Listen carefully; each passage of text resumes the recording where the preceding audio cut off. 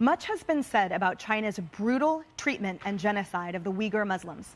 Former detainees have come forward to detail firsthand accounts about torture, rape, forced abortions, and other horrific, inhumane acts committed against them in internment camps, including these two women who testified to Congress just days ago, describing life in one of those camps. They showed photos of the chains that shackled prisoners and how detainees could hear horrible screaming sounds of torture. Well, The View's co-host Sunny Hostin seemed to dismiss their horrors when she made this startling comparison between how U.S. and China handle its jailed populations. Watch. As a woman of color with a 6'2" black kid in college and a 5'7", 5'8" black kid in high school, I don't see that part of American exceptionalism. I'm sorry. No. I think this country has a lot of problems that could be solved. Yes, maybe they're putting Muslims in jail in Afghanistan, I think you mentioned, and China. They're putting a lot of more black people in jail here.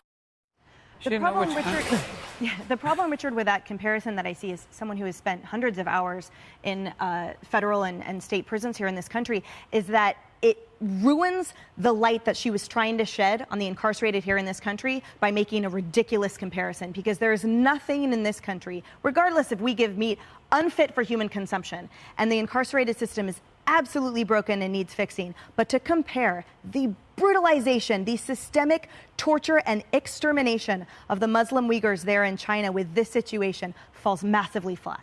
Look, I hear that. I think and I appreciate that statement. And I think to some extent, you have to, if you're going to condemn one thing, you have to condemn all types of inhumanity. And I'm glad you brought up what's actually happening in Americans' prison system, because it's a real problem that impacts people who look like me and people who have the same gender as me more than any other population in this country. We're 3 times more likely to get arrested. We're 3 times more likely to be in solitary confinement, which, based on every human rights organization, it's inhumane at best. And so we can have both, but I think it's possible in America for us to have both conversations at the same time. How do we help the folks, the Uyghurs in China, and stop their dehumanization? And also, how do we reform our prison system so African-American men aren't 3 times more likely to be arrested and be part of it? I don't think that's the question. How do you help the Uyghurs?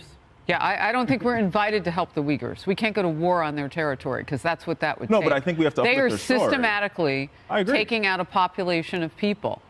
That seems to be, and it would have been nice if Sunny Hostin could have gotten the country right, too. Right. She couldn't even remember where it was happening.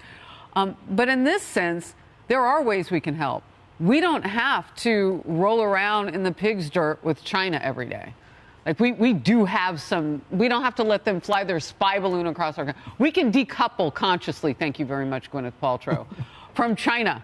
We can do some of that. And we can fix prisons in this country. We can also ban private prisons, so we can do both things at the same time. We can do both things at the same time, but you can't go rescue the Uyghurs the way that you can rescue people in prison in this country. And maybe we should rescue people in prison in this country first, if we can. I'm not saying that's the point she was trying to make, but I think that's a valid point. You're right. We can fix the prison system Richard, here. But she was putting the United States of America on the same moral plateau as China, who our own government has said is committing genocide, who the United Nations said is committing crimes against humanity. This woman, since when is it okay to dismiss a genocide on a mainstream talk show? Maybe she was just following Whoopi, who twice has made inaccurate comments about the Holocaust. We remember that. She apologized at least once for that.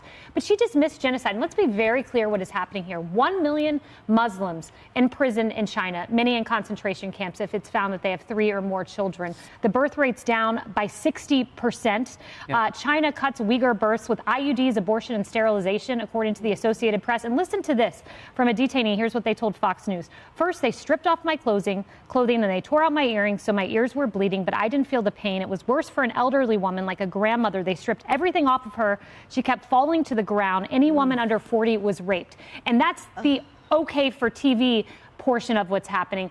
What we can't show on TV is much worse. And to equate our country with China committing genocide is reprehensible, and you do not belong on a mainstream talk show in this country. And that's the point, Lily, is that this kind of deep ignorance is not only given platform to this country, but it's also amplified. So the fact that people are being tortured, exterminated, aborted systemically, and it's a country that we continue to do business with, that we are beholden to. We're rolling in around. Professional sports, exactly, because there is a failure of responsibility by people to take account of the position they hold in social media and the mainstream media to actually further the truth rather than capitulate to it.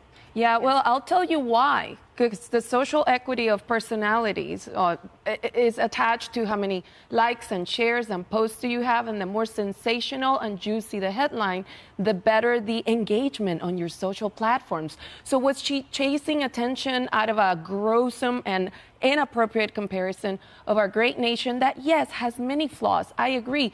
We have room for prison reform. Yes, the facts are the facts. Black men, black people are 6 times more incarcerated than white men. There is something behind that. Why is that? Can we be constructive? But don't compare us to the regime and the crude murders of China for the sake of attention. I think here we are talking about her, giving Sunny airtime because it was juicy and sensational. And I think the social fabric of what we apply as value and equity in what we say publicly is what causes people to try to make